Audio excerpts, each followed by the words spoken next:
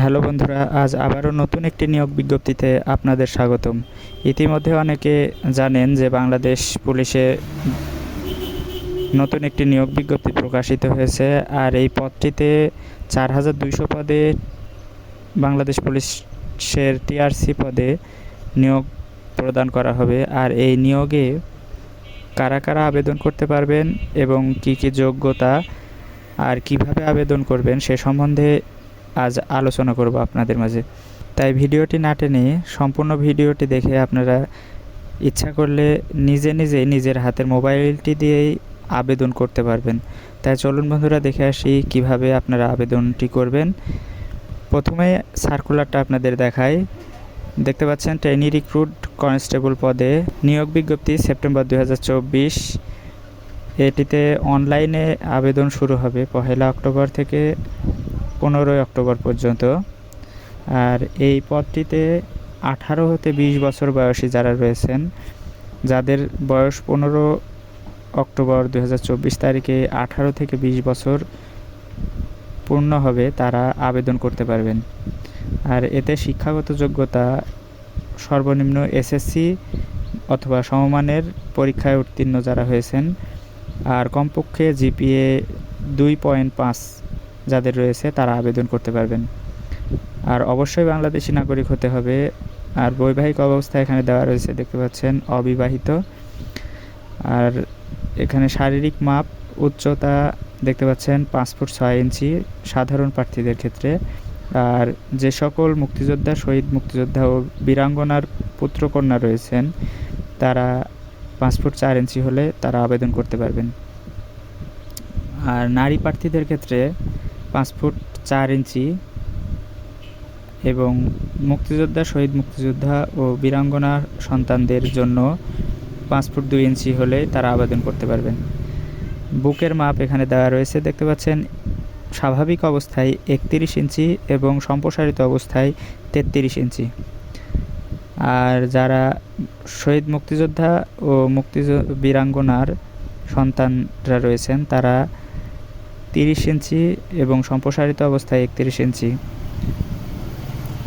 ওজন, বয়স ও উচ্চতার সাথে ওজন অনুমোদিত পরিমাপের হতে হবে। আর দৃষ্টিশক্তি অবশ্যই 6.6 হতে হবে।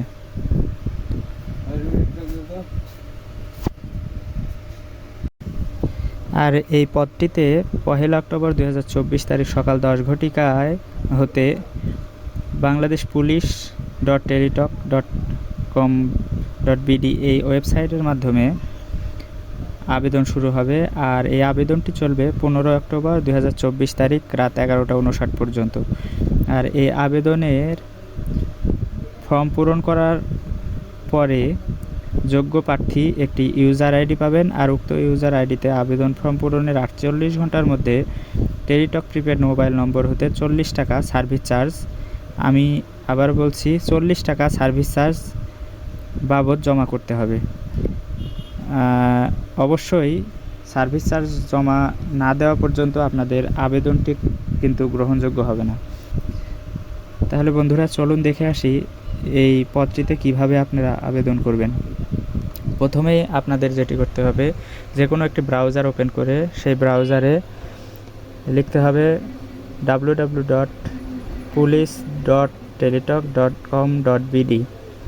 এটিতে সার্চ দেওয়ার পরে আপনারা এরকম একটি পেজ দেখতে পাবেন। এই পেজে লেখা রয়েছে ট্রেনি রিক্রুট কনস্টেবল। এই অপশনটিতে প্রবেশ করার পরে দেখতে পাবেন নিচে রয়েছে অ্যাপ্লিকেশন ফর্ম।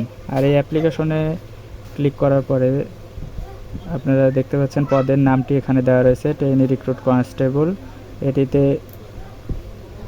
ক্লিক করে নেক্সট বাটনে আপনারা চলে যাবেন। এরপরে প্রথমে দেওয়া রয়েছে অ্যাপ্লিকেন্টস নেম, এখানে আপনার নামটি দিতে হবে। অবশ্যই এসএসসি সার্টিফিকেট অনুযায়ী যে নামটি রয়েছে সেই নামটি সম্পূর্ণ নির্ভুলভাবে এখানে বসিয়ে দেবেন।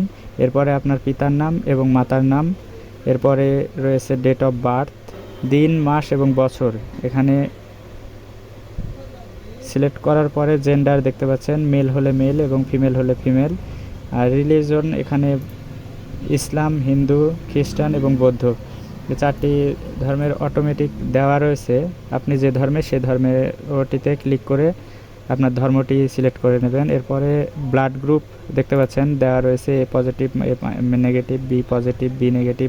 আপনার রক্তের গ্রুপটি এখানে সিলেক্ট করে দেবেন। এরপরে কোটা, আপনার যদি কোনো রকম কোটা থাকে কোটাটি বসিয়ে দেবেন, আর যদি কোটা না থাকে তাহলে জেনারেল এই অপশনটি সিলেক্ট করে রাখবেন। এর পরবর্তীতে দেখতে পাচ্ছেন হাইট ওয়েট, আপনার হাইট কত সেটা এখানে বসিয়ে দেবেন। হাইটটি বসিয়ে দেওয়ার পরে পাশে রয়েছে ওয়েট, আপনার কত কেজি ওজন সেই ওজনটি বসিয়ে দেবেন। এরপরে বার্থ রেজিস্ট্রেশন, আপনার জন্ম নিবন্ধন নাম্বারটি এখানে বসিয়ে দেবেন। আর ন্যাশনাল আইডি যদি আপনাদের থাকে তাহলে ন্যাশনাল আইডি এখানে বসিয়ে দেবেন। এর পরবর্তীতে ম্যারিটাল স্ট্যাটাস দেখতে পাচ্ছেন সিঙ্গেল।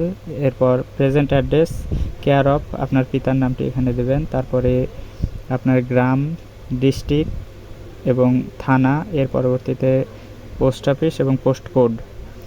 এরপরে পার্মানেন্ট অ্যাড্রেসের ঘরটিতে আপনার যদি প্রেজেন্ট অ্যাড্রেস এবং পার্মানেন্ট অ্যাড্রেস একই হয় তাহলে এই ঘরটিতে টিক চিহ্ন বসিয়ে দেবেন, তাহলেই এই ঘরটি অটোমেটিক পূরণ হয়ে যাবে।